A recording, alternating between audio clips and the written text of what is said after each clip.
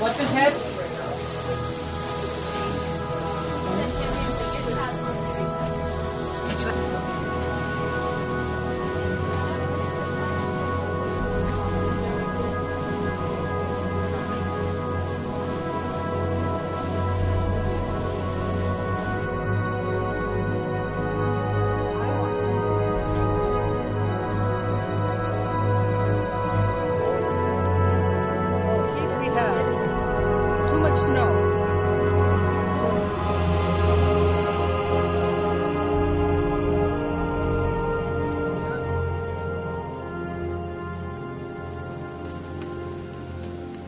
The bear with you on the bus? It's a dog.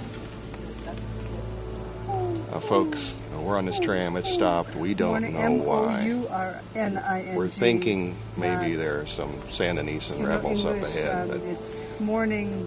we do need Alfeld and his machete Right. at this point. Morning sad. What's this big tree that's big wide? Oh, we call it broccoli.